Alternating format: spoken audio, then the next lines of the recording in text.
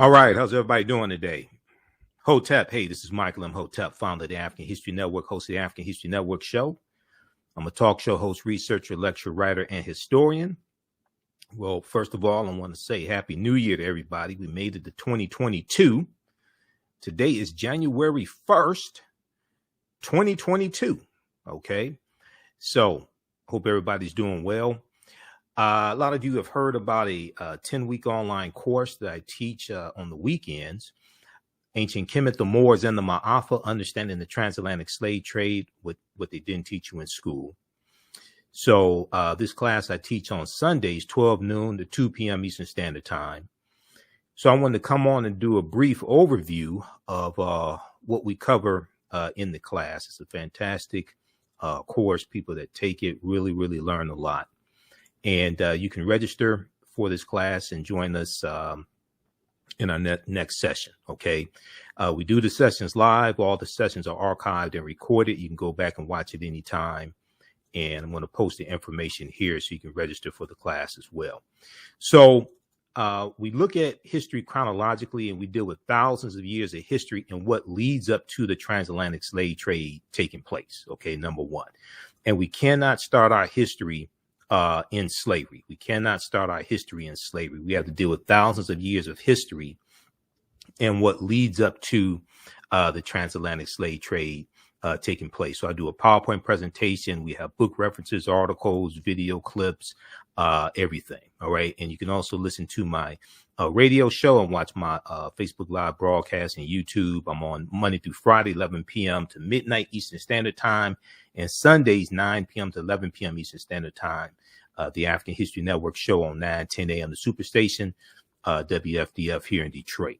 Follow me on my Facebook fan page, The African History Network, and my YouTube channel, Michael Imhotep, IMHOTEP, because we broadcast there as well.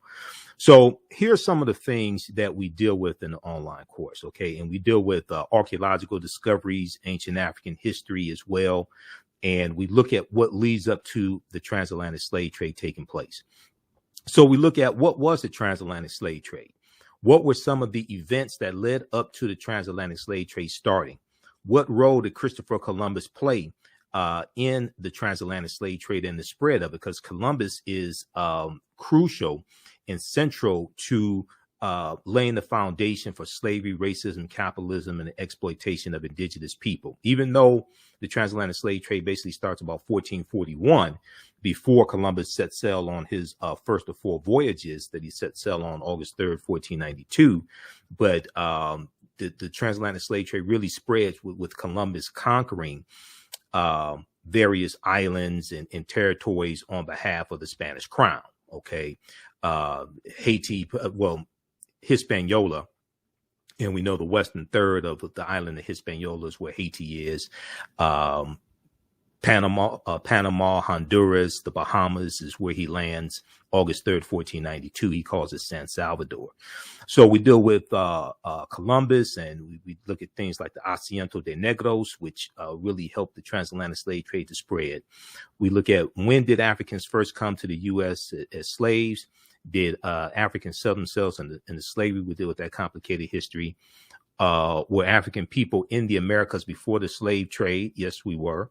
And this was our land stolen from us. If we look at some of the work from one of my friends, Dr. David Imhotep, who wrote the book, The First Americans Were Africans, Documented Evidence, we can see that. And this is, I've interviewed him probably about 13 times now. And this is something that we deal with in the class also. We look at archaeological discoveries that are causing scientists and paleontologists and archaeologists to rethink everything. And also, we look at the African presence in the Americas going back tens of thousands of years. And on page, his book came out in 2011, The First Americans Were Africans, Documented Evidence.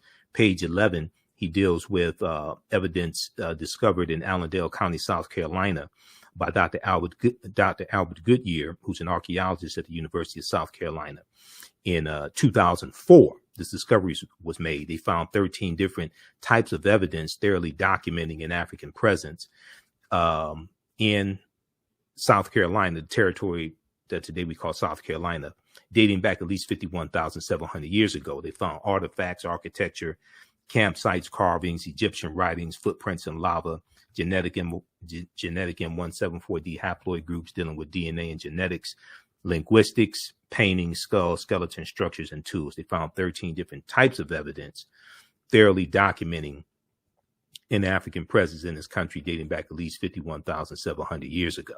Okay, so we have to look at the archaeological discoveries as well that are causing the scientists and archaeologists to push the timelines back. We look at things like, so we look at the African presence here in the Americas, going back tens of thousands of years. We look at the 800-year occupation of Europe by the Africans known as the Moors, who take the teachings from ancient Kemet, ancient Egypt, and the Nile Valley region of Africa into Europe. These teachings are going to bring Europe out of the Dark Ages, and it's going to be to our detriment. Everything we taught them, it comes back to kick us in the behind. We look at shocking archaeological discoveries that are causing experts to rethink everything. Insurance companies that took out insurance policies on slave ships and enslaved Africans on the plantations as well. And, you know, one of the insurance companies early on, founded in 1845 in the New York area, was the Nautilus Mutual Life Insurance Company. And for the first 3 years, they sell about 500 policies on African slaves on plantations.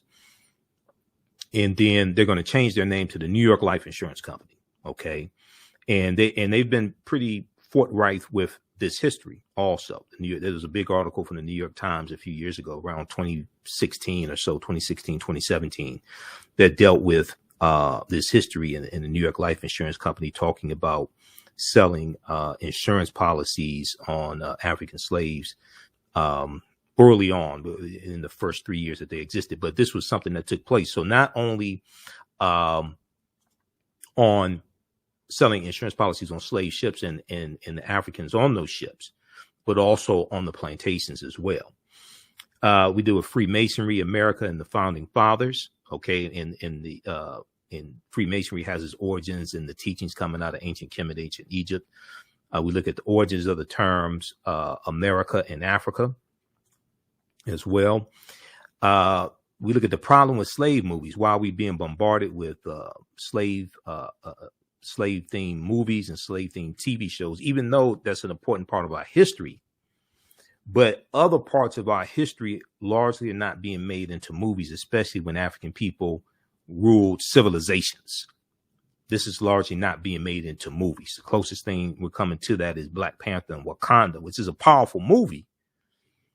And there's 11 different African cultures infused into the film Black Panther. But Wakanda, even though Wakanda is a real word, Wakanda is a fictitious African nation.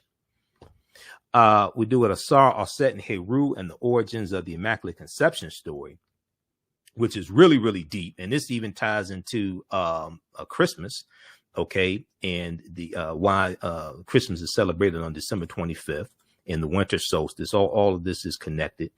If we look at now, there are a number of different books that I reference in the class. You don't have to buy any of these books, okay? And if we look at Asar, Aset, and Heru, who the Greeks called Osiris, Isis, and Horus, two of the books that I use are Egypt on the Potomac by Tony Browder and Nile Valley Contributions to Civilization by Tony Browder. Those are just two of the books. Christopher Columbus and the African Holocaust, Slavery and the Rise of European Capitalism by Dr. John Henry Clark is another book as well. But if you look at this here, dealing with Asar, Aset, and Heru, and Aset, who the Greeks called Isis, wife of Asar, mother of Heru, and Asar is going to be resurrected after he's killed by his brother Set, and his body cut up into 14 pieces. 13 of the pieces are recovered.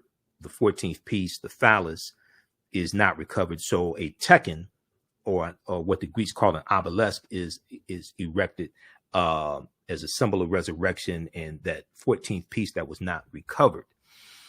But Aset, or Isis, Aset, I should say, means she of throne. And the Neter, or deity Aset, is associated with love and fertility. But when you look in Europe, even before the Moors go in 711 AD, you see the worship of the Black Madonna and Child. And we look at some of the statues of the Black Madonna and Child, which comes from Osset and Heru. And the Black Madonna and Child was worshipped all throughout Europe. Okay. And then with the rise of European powers, we're going to see the decolorized version of that. And we see Michelangelo paint the Sistine Chapel. And he uses his aunt and uncle as the images of Adam and Eve. And he paints God as European and the angels as European, things like this. So with the rise of European powers coming out of the Dark Ages, going into the Renaissance age, coming out of the 1400s, going into the 1500s, we're going to see the rise and the dominance of the European phenotype. Okay. And we're going to see the suppression of that African phenotype. And we'll see a lot of images that were traditionally African images. We see them become reinterpreted as European images. But very quickly here, if we look at page 95 of Now Valid Contributions to Civilization by Tony Browder. And Browder talks about the story of Asar, Osset, and Heru is the first story in the recorded history of man of a holy royal family, the Trinity, Immaculate Conception, Virgin Birth, and Resurrection. Now, if we back up and go to at the top of page 95, Browder talks about in 1984 at the Nile Valley Conference in Atlanta, Georgia, Dr. Charles Kofer, professor of the Old Testament at the Interdenominational Theological Center in Atlanta, discussed the role of Egypt and Ethiopia in the Old Testament. He stated the following: in the King James and Revised Standard versions of the Bible, or the Helios Biblos, the Sun book, Helios in reference to sun of the Bible, the word Egypt, or Mitzrayim in Hebrew, along with cognates, occurs some 740 times in the Old Testament. The word translated Ethiopia, and we know Ethiopia is a Greek word, okay, referring to sunburnt. Ethiopia was called Abyssinia, but Ethiopia, we'll go with that. The word translated Ethiopia and or Cush in Hebrew, along with cognates and including 3 instances of duplication in the references, appears 58 times in the King James Version. Now, also, anybody who reads the Bible, the Helios Biblos, I would encourage you to get a study Bible as opposed to reading from a devotional Bible, because my King James devotional Bible is about 400 pages, but my King James International Study Bible is 2,000 pages. So with a study Bible, there's a lot more information. There's language references, translations. There's a lot more information so you can understand what is actually being talked about and written in the Helios Biblos, the Sun book, the Bible. So if you don't know the difference between a devotional Bible and a study Bible, you're probably reading from a devotional Bible. My study Bible also came with a CD-ROM as well, because I bought it like 10 years ago.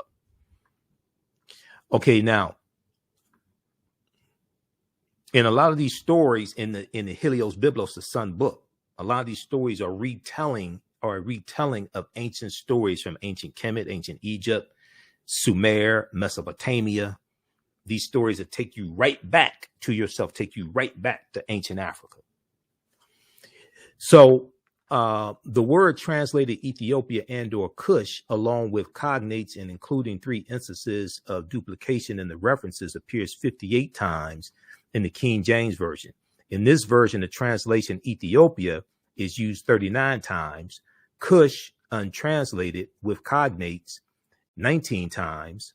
The numerous references to Egypt led one Old Testament scholar to remark, quote, no other land is mentioned so frequently as Egypt in the Old Testament, end quote, to understand Israel, one must look well into Egypt, or Kemet.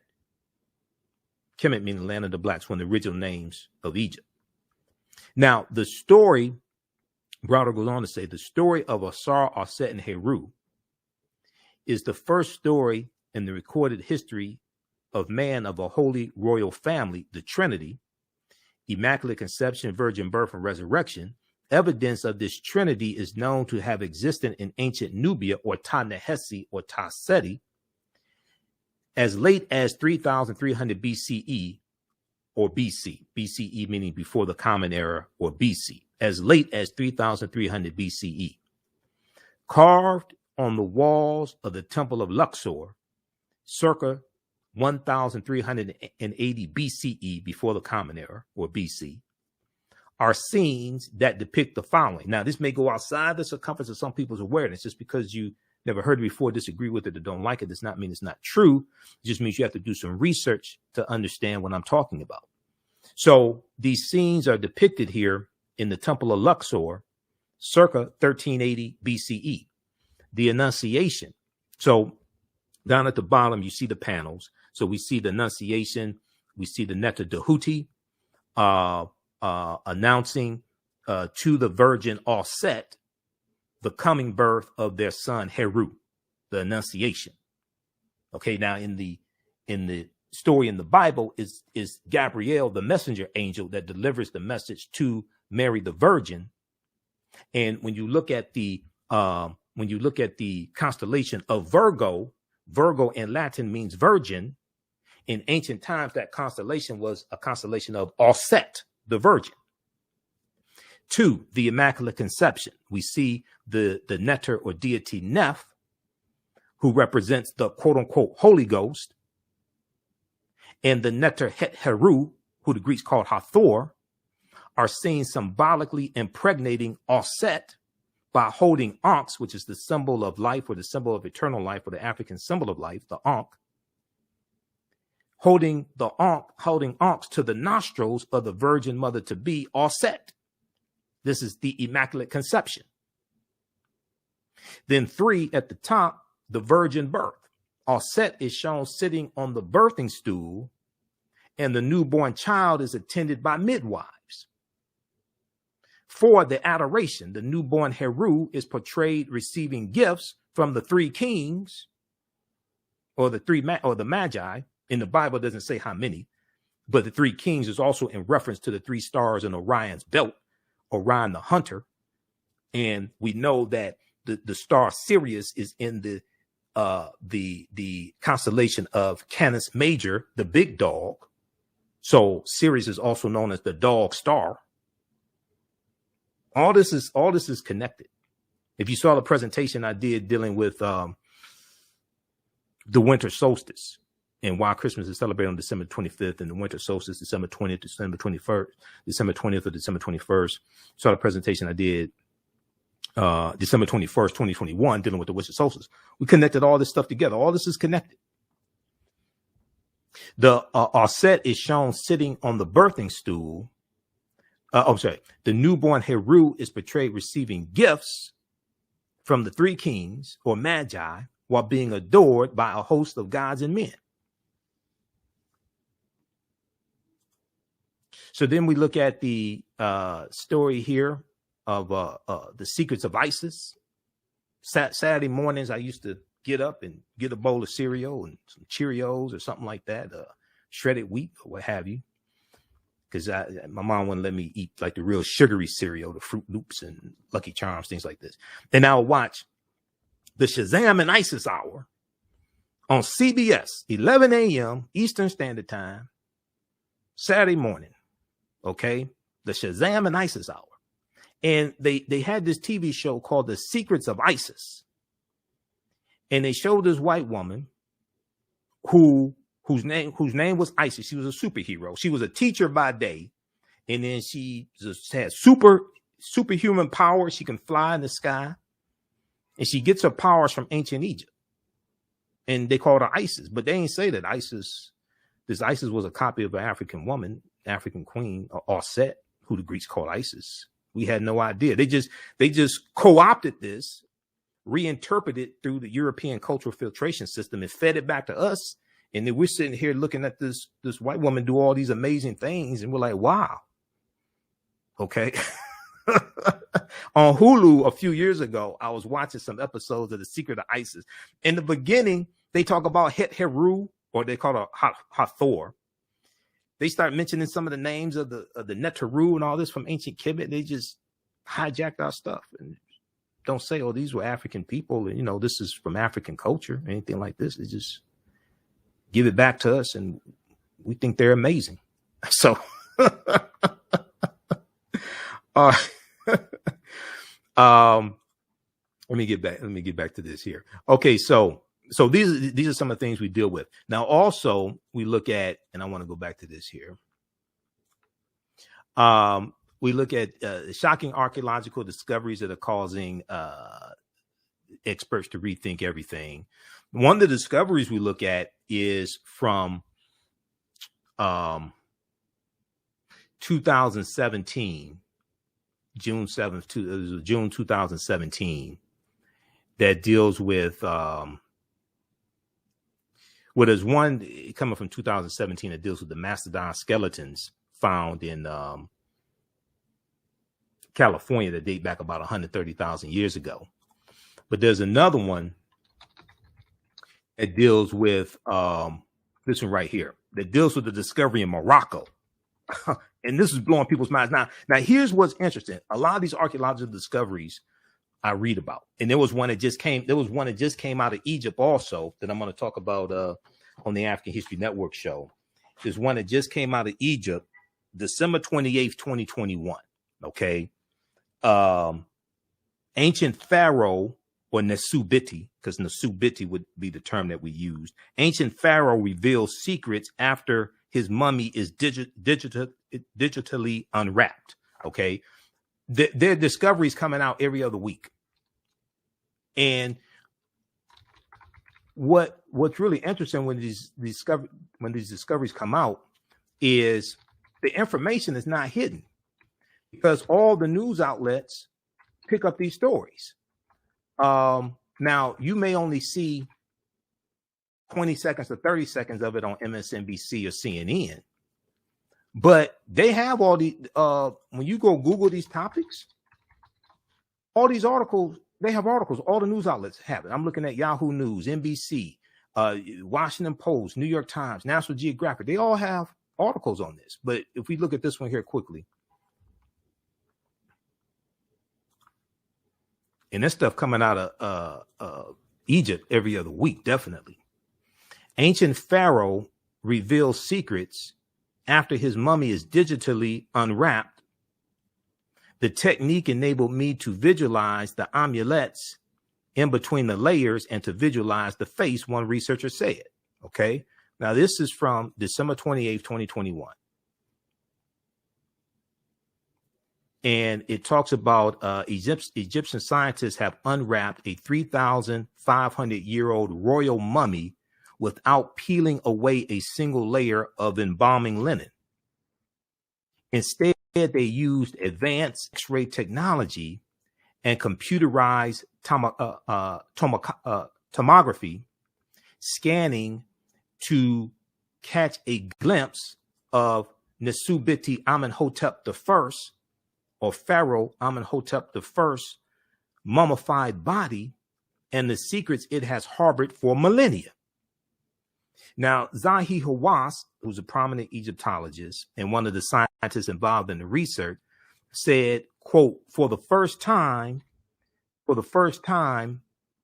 we can know information about the mummy without disturbing the mummy. For the first time, we can know information about the mummy without disturbing the mummy. Okay, so this is just one of the recent archaeological discoveries. But there was one from when I was looking for this is from 2017, June 7, 2017. We're older than we think. This is NBC News also, National Geographic, Washington Post, New York Times. They all have stories on this. All you have to do is just Google the topic. New find pushes human origin back 100,000 years.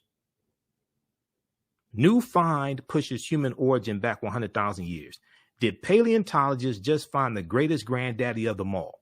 So when you go through, and I read a number of different articles from different sources on this discovery. This was a discovery in Morocco, okay?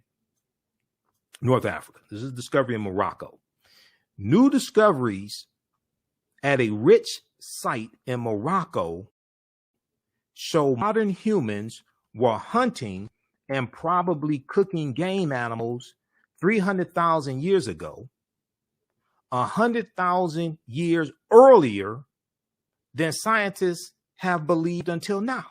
Because all this stuff is much older than we've been told that it is.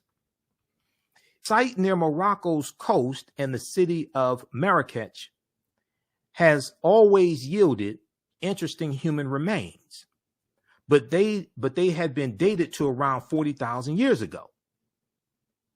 New discoveries and new dating methods show that, in fact, many of the bones belong to modern Homo sapiens, modern man, Homo sapiens, and they lived as far back as 300,000 or 350,000 years ago.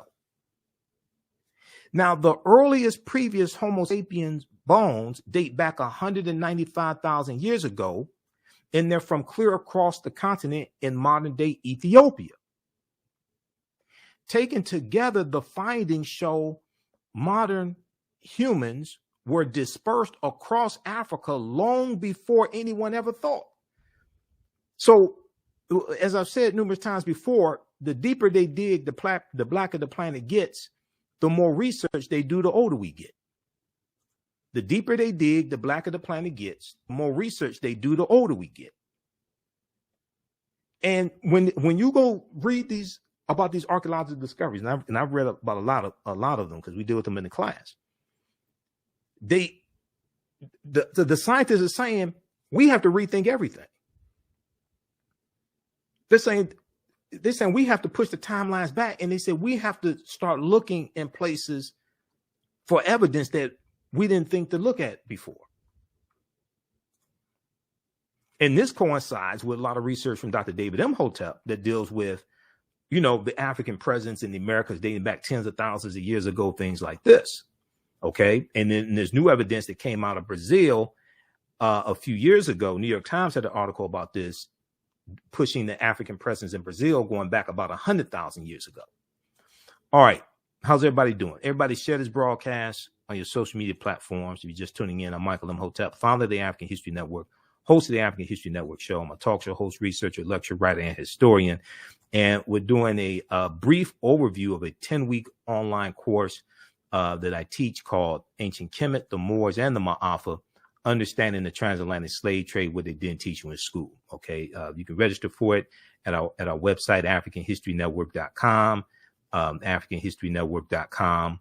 Right on the homepage, we have the information. And I teach this class on Sundays, 12 noon to 2 p.m. Eastern Standard Time. Then also on Sundays, that's on Sundays. And on Saturdays, I teach from the Civil War to the Civil Rights Movement and Black Power, 1865 to 1968. We have a special bundle pack right now where you can register for both classes for only $70. They're regularly $130 each. Okay. And we'll post the link here again.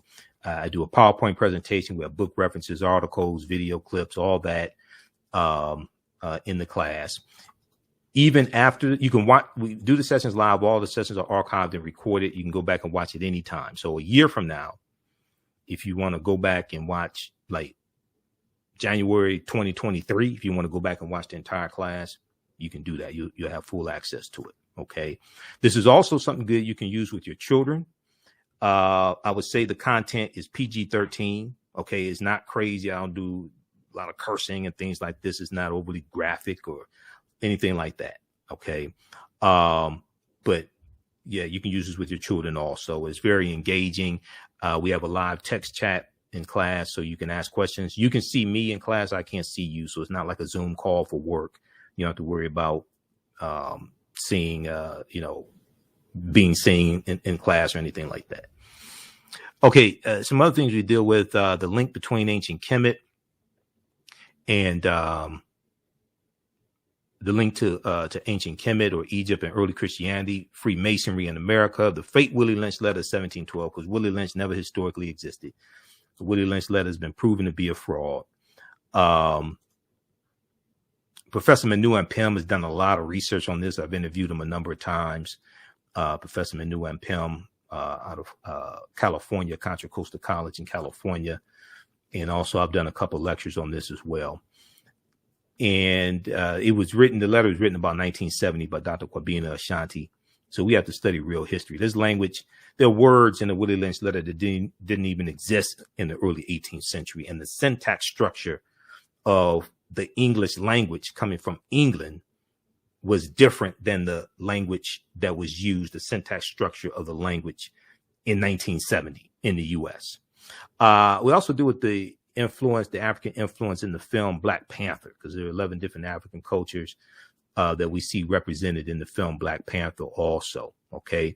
Now, I talked about, and this information here is really important because, one, the attack we see on critical race theory and this false concept by many Republicans of what critical race theory is. They've just lumped everything that they don't like dealing with race and racism and teaching of slavery and white supremacy and things like this in schools. They just lump this under a banner that they call critical race theory. It's not really critical race theory. Critical race theory is not basically taught in K through 12 schools. It's taught in graduate schools and law schools, mainly. It's taught some in undergraduate level, but mainly in law schools and graduate schools. It's a legal analysis. But this article right here, this is from, which one is this? This is from August. This is from March 2nd, 2021. Mock slave auctions, racist lessons, how U.S. history class often traumatizes, dehumanizes Black students. Okay.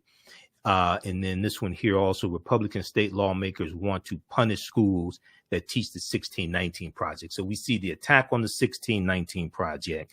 We see the using critical race theory to reduce what can be taught about slavery and racism and even the civil rights movement. Some of these crazy laws coming out of these states, especially southern states. This was a good article here from the New York Times. 60% of Americans know little or nothing about Juneteenth. This is from June 2021. 60% of Americans know little or nothing about Juneteenth. And even what a lot of African Americans know about Juneteenth, it really needs to be corrected because the Emancipation Proclamation did not free the African slaves. It's going to be the 13th Amendment ratified December 6, 1865. Now, some of the other discoveries we look at, there was a good, of course, we look at African civilizations. We talk about the Khoisan, who Dr. David Imhotep deals with, and they have the oldest DNA on the planet. The Khoisan were here in this land we call the United States of America at least 51,700 years ago. That was the discovery that Dr. Albert Goodyear made. This is an article from ScienceDaily.com. And it deals with Dr. Albert Goodyear's discovery. Now, this article is from November 18, 2004. New evidence puts man in North America 50,000 years ago. Now, you can still go read this article. ScienceDaily.com is a scientific website. They talk about scientific discoveries and archaeological discoveries, things like this. The article's still there. You can go read it. Okay. It's almost 20 years ago. Here is a summary of what the article says. Now, this is not my summary. This is the summary from ScienceDaily.com. Radiocarbon tests of carbonized plant remains, while artifacts were unearthed last May along the Savannah River in Allendale County, South Carolina, by University of South Carolina archaeologist Dr. Albert Goodyear, indicate that the sediments containing these artifacts are at least 50,000 years old, meaning that humans inhabited North America long before the last ice age. Okay. And this is Dr. Albert Goodyear. He's a white archaeologist. Now, he gets attacked by the establishment archaeologists because his research and what he discovered is being suppressed and really challenged, because this goes against the Clovis culture discovery in New Mexico, that the oldest human, oldest evidence of humans in North America is the Clovis culture, which dates back about 13,000, 14,000 years ago. Okay, this discovery here in 2004 blows Clovis culture out of the water, but also the discovery in California that shows that where they discovered mastodon skeletons that date back 130,000 years ago. And they said that the skeletons, the way they're broken, had to be broken by humans, which puts humans in California 130,000 years ago. Well, the only people on Earth 130,000 years ago were African people. So, and if you look at this article here, the Atlantic has stories on this, nature.com. Let's look at the one from Nature. Nature.com, NBC News, all the outlets have stories on this. Okay. And okay, the one from Nature is hard to read. You can try to read that on your own. National Geographic here. Hopefully I'm logged into my National Geographic account. I have subscriptions to a bunch of different news sources. I can't keep up with all of them. They just keep charging me. Let's look at this. Let's look at this one right here. This is one of the discoveries you deal with in the class. Humans in California 130,000 years ago. Get the facts. A new study has dropped a bombshell on archaeology, claiming signs of human activity in the Americas far earlier than thought. Now, this is from April 26, 2017. How many people heard about this discovery? This is from April 2017. This article from National Geographic. NBC News has an article on it. Washington Post. All the outlets have stories on this.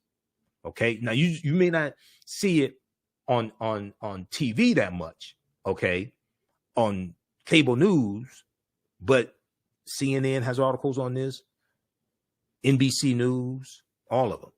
In an announcement sure to spark a firestorm of controversy, researchers say they found signs of ancient humans in California between 120,000 and 140,000 years ago, more than 100,000 years before humans were thought to exist anywhere in the Americas. Okay, now this is not me saying this. This is what the scientists are saying, and the archaeologists and the paleontologists. If the researchers are right, the so-called Cerruti Mastodon site could force a rewrite of the story of humankind. Now, just back up for a minute.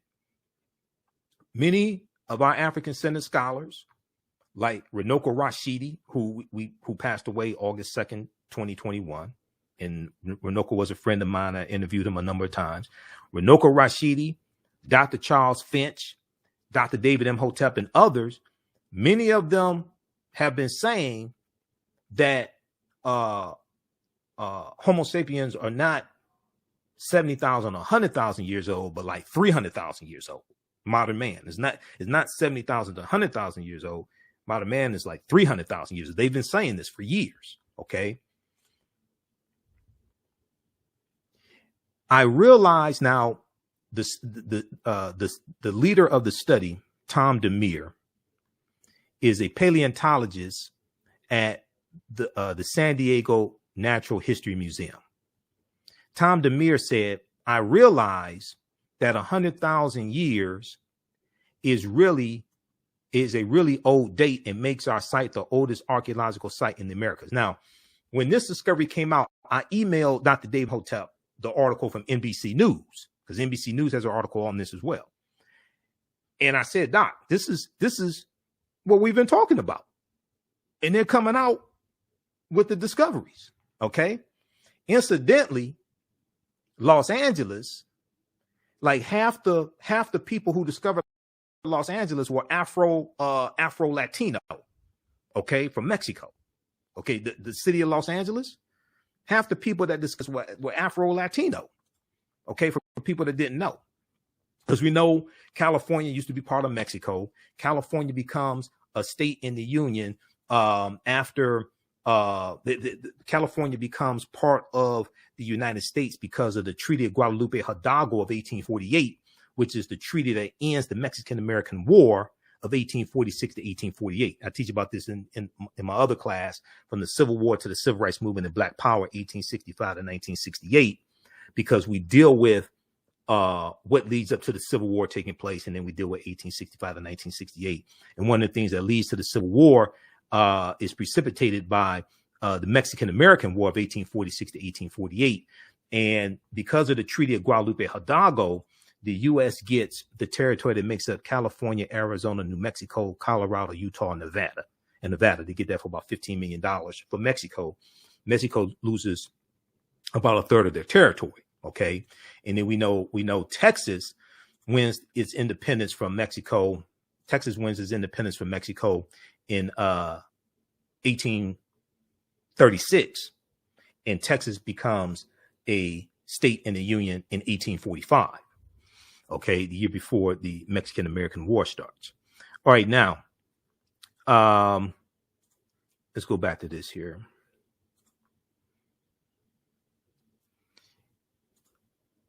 Okay.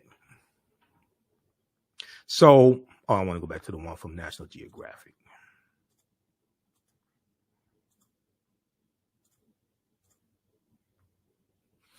All right.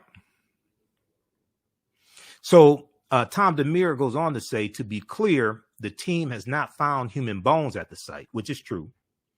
But as Tom DeMere and their colleagues tell it, their evidence, a mastodon skeleton, bone flakes, and several large stones show that the area was a bone quarry where an unknown hominin allegedly smashed fresh mastodon bones with stone hammers, perhaps to extract bone marrow, or to mine the skeleton for raw materials. However, many of the world's leading experts in American archaeology already have expressed some form of skepticism to the paper's claims. Some have rejected it outright. John McNabb of the University of Southampton, archaeologist at the University of Southampton, says the earliest occupation of the Americas is a highly contentious subject. And the research from and the discovery from Dr. Albert Goodyear undermines that whole Clovis culture notion that the earliest humans were in North America 13,000, 14,000 years ago. Quote, the date of the find at 130,000 years ago is a really big ask for archaeologists who are used to talking about 12, 13, 14,000 years ago. That's the Clovis culture. It's a big time difference. Okay. And one of the things they talk about here in this discovery is that scientists, paleontologists who are experts in differentiating between they're experts in differentiating between what mastodon skeletons look like smashed by humans against smashed other ways. Okay. I didn't even know that existed, but that's what that discovery deals with. All right. So these are some other things that we deal with in the class, and we go throughout history. It's a 10-week online course. Like I said, we do the sessions live. All the sessions are archived and recorded.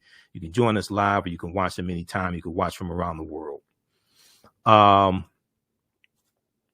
This discovery right here was one that the New York Times wrote about in 2010 on Crete, new evidence of very ancient mariners. This article is from February 15th, 2010. Okay. And that's why we, in the class, we go through and look at this history chronologically in like 50,000 years, and look at the history chronologically. And we have to look at these archaeological discoveries, and we look at things that lead up to the transatlantic slave trade taking place, then go through and analyze the transatlantic slave trade. On Crete, new evidence of very ancient mariners. Now, this is from New York Times, February 15, 2010. You can go read the entire article. Proper documentation ends all conversation. You don't have to believe a word that I say. You can go research this yourself. Stone tools found on the Greek island of Crete over the course of 2 summers, archaeologists say, are at least 130,000 years old. There's 130,000 years again. Okay. Now, this article I found out from Dr. David Imhotep back in like 2011, and I went and researched this. Okay. There's 130,000 years again in a different discovery. This discovery here is considered strong evidence for the earliest known seafaring in the Mediterranean and calls for rethinking the maritime capabilities of pre-human cultures. These discoveries are causing the scientists to rethink everything. Now, Crete has been an island for more than 5 million years, meaning that the tool makers must have arrived by boat. So this seems to push the history of Mediterranean voyaging back more than 100,000 years, specialists in Stone Age archaeology say. Previous artifact discoveries had shown people reaching Cyprus, a few other Greek islands, and possibly Sardinia no earlier than 10,000 to 12,000 years ago. So they're saying they have to rethink all this stuff. They keep having to push the timelines back. Now, this article is 12 years ago. The deeper they dig, the blacker the planet gets, the more research they do, the older we get. Here's a screenshot of the actual article from the New York Times. It's not in the fiction section, it's in the science section. You go read the entire article. On Crete, new evidence of very ancient mariners. Okay. All right. And then we deal with discoveries like Tanis Heraklion, the lost city of Egypt that was revealed in 2013. Okay. And they found 150 feet beneath the surface of Egypt's Bay of Abu Qir. They found 64 ships, 16-foot tall statues, 700 anchors, countless gold coins, and smaller artifacts. Tanis Heraklion was built around 8th century BC, and it was just swallowed into the sea. These are some of the statues they found buried at the bottom of the sea from Tanis Heraklion. When we deal with, I talked a few minutes ago about the Tekken that the Greeks call an obelisk. The Washington Monument is a Tekken because we know that 50 of the 56 signers of the Declaration of Independence were Freemasons, and we know that the foundation of Freemasonry comes from the teachings from ancient Kemet, from the mystery systems in ancient Kemet. The word Mason is derived from the Latin words mass and sun. Mason means child of light and expresses the desire to pursue light, which is a metaphor for the sun, which symbolizes knowledge. The term child of light or sons and daughters of light was first used to identify students who had completed 42 years of study in the temples of ancient Kemet, ancient Egypt. Many Masonic temples were modeled after the temples of ancient Kemet, places where light or knowledge was imparted in a series of steps or degrees. Because like when you read Stolen Legacy by George G.M. James, he talks about the liberal arts, and the concept of liberal arts colleges comes from the 7 liberal arts taught in the mystery schools in ancient Kemet, the rhetoric and the logic and arithmetic, things like this. The concept of getting your credentials in a series of degrees comes from ancient Kemet: associate's degree, bachelor's degree, master's degree, PhD. Right? So when we go back and study all this, this takes us right back to who we are. This reconnects African people to who we are, to our history and culture. Read pages 18 and 32 of Egypt on the Potomac by Tony Browder. That's one of the books we use in the class. You don't have to buy any of these books to follow along in class, but these are some of the books that we use in class. And once again, so we have the class on sale right now. So this class meets on Sundays, 12 noon to 2 p.m. Eastern Standard Time. Ancient Kemet, the Moors, and the Ma'afa, understanding the transatlantic slave trade, what they didn't teach you in school. And you can visit our website, AfricanHistoryNetwork.com. You can register right here for it. It's right on the homepage. And as soon as you register, you can start watching the content. You can watch the class from last week. We do the sessions live. All the sessions are archived and recorded. You can go back and watch it anytime. Even a year from now, you can go back and watch the entire class. Okay. The classes are regularly $130. We have a special bundle pack for a limited time only, so you can register for both of the online courses that I teach. Ancient Kemet, the Moors, and the Ma'afa, Understanding the Transatlantic Slave Trade, what they didn't teach you in school, where we deal with thousands of years of history and what leads up to the transatlantic slave trade taking place. And then the other class I teach on Saturdays, 12 noon to 2 p.m. Eastern Standard Time, from the Civil War to the Civil Rights Movement and Black Power, 1865 to 1968. Okay. This second class picks up where Understanding the Transatlantic Slave Trade leaves off. Okay. And I've been teaching Understanding the Transatlantic Slave Trade. I've been teaching that class going back to 2017, on and off since 2017. And there's so much information in that class. I didn't have the time to adequately deal with the period of time of 1865 to 1968 like I really wanted to. So I had to create a second class, and from the Civil War to the Civil Rights Movement and Black Power, each class we go through and analyze approximately a 10-year to 15-year period of history each class. Okay, to really see what happened after slavery ended, what happened after Reconstruction ended, Reconstruction 1865 to 1877. To understand the laws and policies put in place to put us in the predicament we're in right now, to understand where we need to go from here. And when we see what takes place in Reconstruction ending, and we see the Jim Crow laws put into place and the state constitutions being rewritten in the 1890s, like with Mississippi, November 1st, 1890, Mississippi adopts their new state constitution that imposes poll taxes and literacy tests. And this becomes known as the Mississippi Plan, and it's adopted by other southern states. Okay. South Carolina, 1895, Louisiana, 1898, Alabama, 1901. We see Georgia and Virginia, Oklahoma. All right. And they're attacking and suppressing the African-American vote and taking back control of state legislatures from that many of those state legislatures. It was a biracial Republican Party that was in control of those state legislatures. All right. And the same thing that happened in the 1890s and early 1900s, we see taking place right now, but it's the Republicans doing this. Okay. Because this is after the party realignment took place that started in 1928 with the Lily White movement of 1928, where Republicans started pushing African Americans out of the Republican Party when Republicans appealed to segregationist Democrats in 5 former Confederate states in the 1928 presidential election, because Republicans wanted to get Herbert Hoover elected as president.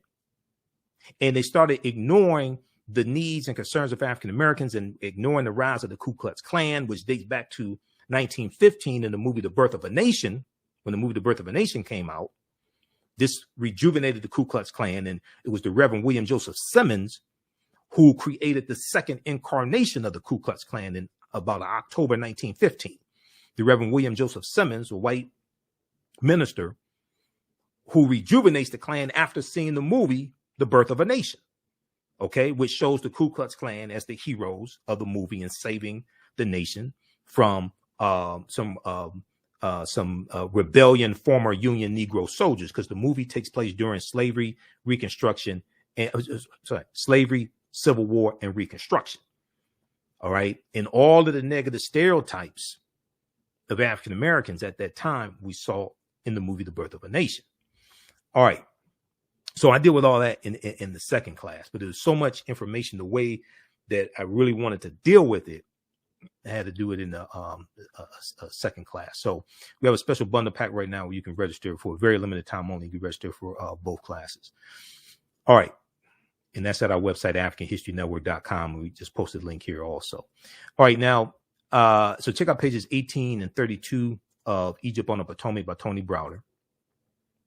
Now, 15 of the 56 signers of the Declaration of Independence were Freemasons, and 13 of the 39 signers of the U.S. Constitution were Freemasons as well. We deal with things like the Black Death, the bubonic plague, which Europe loses between, it hits in spurts from 1347 to 1400. Europe loses between 1/4 to 1/3 of the population. Okay. During that period of time, 1347 to 1400, somewhere between 25 million to 75 million during that period of time. Okay. Over the course of 5 years, Europe is going to lose somewhere between 25 to 50 million people over the course of 5 years, from about 1347 to about 1352 or so. One of the worst plagues in history arrived at Europe's shores in 1347, Common Era of 1347 AD. Nearly 700 years after the Black Death swept through Europe, it still haunts the world as the worst case scenario of an epidemic, or for an epidemic. Called the Great Mortality, as it caused its devastation, the second great pandemic of bubonic plague became known as the Black Death in the late 17th century. And these are some of the actual slides from the online course that I teach. Now, modern genetic analysis suggests that the bubonic plague was caused by the bacterium Yersinia pestis, or Y. pestis. Chief among its symptoms are painfully swollen lymph glands that form pus-filled boils called bobos. Sufferers also face fever, chills, headaches, shortness of breath, hemorrhaging, blood sputum, vomiting, and delirium. And if it goes untreated, a survival rate of 50%.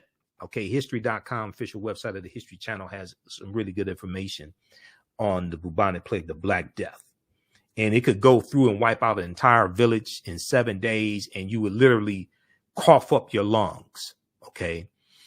We talk about people like Mansa Musa, who was the richest man in the world and became emperor of the Mali Empire in 1312 AD. There was a good article that showed a parallel between T'Challa of Black Panther, who was the richest man in the Marvel comic universe, okay, King of Wakanda, Black Panther, and Mansa Musa. Now, Mansa Musa becomes emperor of the Mali Empire in 1312 AD. And this was a period of time when West Africa is flourishing, but at the same time, European nations were struggling due to raging civil wars and a lack of resources. But West Africa is flourishing. All right. So this is just a brief synopsis of some of the information that we deal with in the online course. And of course, we talk about the Africans known as the Moors, because dealing with the transatlantic slave trade, like I said in the beginning, you can't start in the mid 15th century. You have to deal with hundreds of years of history leading up to it. And you have to deal with the 800-year occupation of Europe by the Africans known as the Moors. And the Moors go in 711 AD into the Iberian Peninsula, today known as Spain and Portugal, because it wasn't called Spain and Portugal back then. We know that Jebel Tariq, okay, they cross the straits and they disembark at a huge mountain that they call Jebel Tariq, or Tariq's mountain. Today is called Gibraltar, or the Rock of Gibraltar. That's named after General Tariq ibn Ziyad. Okay.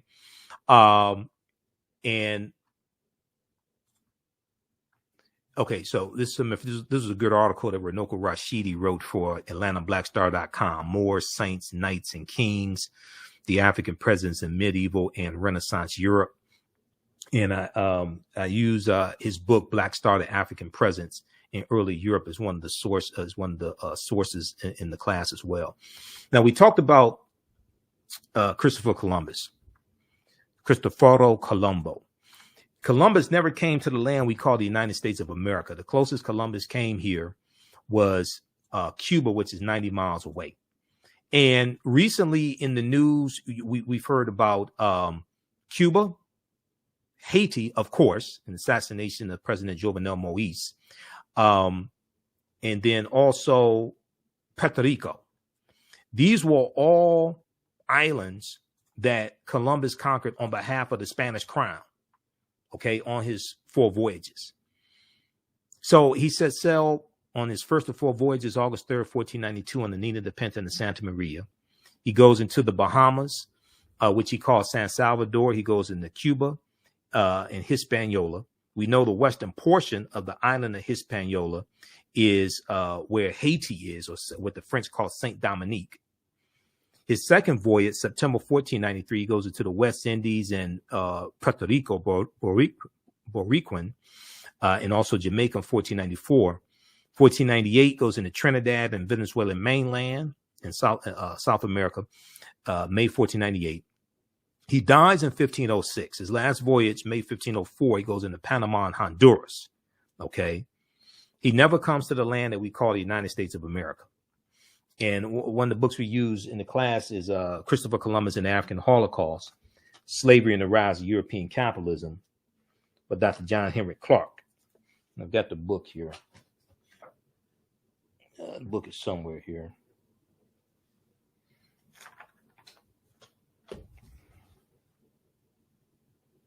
Okay, book is in one of these stacks here, and I bought another bookshelf, so I've been rearranging things in the office. Oh, here it is here. Now this is now your copy may have a different cover, but this is an old copy of it because I got this in 1994. Okay, Christopher Columbus and the African Holocaust, Slavery and the Rise of European Capitalism by Dr. John Henry Clark. But Columbus and the Spanish, even though the Portuguese are the first ones involved in the transatlantic slave trade, and the Portuguese dominate for the first 200 years, but Columbus and the Spanish are crucial to the transatlantic slave trade really exploding in Columbus's 4 voyages. All right. So hopefully you like this type of information. Hopefully you learned something. Share this broadcast on social media platforms. Follow us on our Facebook fan page, The African History Network, The African History Network, and our YouTube channel, Michael Imhotep, IMHOTEP. You can register for this 10-week online course. We have a bundle pack right now where you can register for both classes at a huge discount, only $70. Regularly $130 each for a limited time only. Visit our website, AfricanHistoryNetwork.com. AfricanHistoryNetwork.com, and right on the home page, just click right here, register here. As soon as you enroll, you can start watching the content. You can join us in our next class. So this class meets on Sundays, 12 noon to 2 p.m. Eastern Standard Time. We do the sessions live. All the sessions are archived and recorded. You can go back and watch it anytime as well. Okay. Also, if you like this type of information, you can support us through Cash App, $ the AHN Show through Cash App, or through PayPal, paypal.me/the AHN Show, because I do the radio show 6 days a week. This helps us keep doing the research, stay on the air, keep broadcasting, pay some of the bills, etc. And if you want to pay for the class through Cash App, just email me, and you can do that as well. Okay, email me at ahnshow@africanhistorynetwork.com, ahnshow@africanhistorynetwork.com, or email me through the website, and we can set that up for you also. All right, so and once again, you can use this with your children. And something else that we use in the class is the study from the Southern Poverty Law Center, Teaching Hard History American Slavery. Use a little bit of this as well. This is a good resource. Teaching Hard History American Slavery. This study deals with how the history of slavery is being incorrectly taught in schools all across the country, and it makes numerous recommendations how to better teach the history of slavery. So hopefully you learned something today. Watch my show right here on Facebook and YouTube, and on 9:10 a.m. Superstation WFDF Monday through Friday, and on Sundays the African History Network show. And we have the information right on the homepage of our website dealing with that. All of my DVD lectures and digital downloads are at our website as well, AfricanHistoryNetwork.com.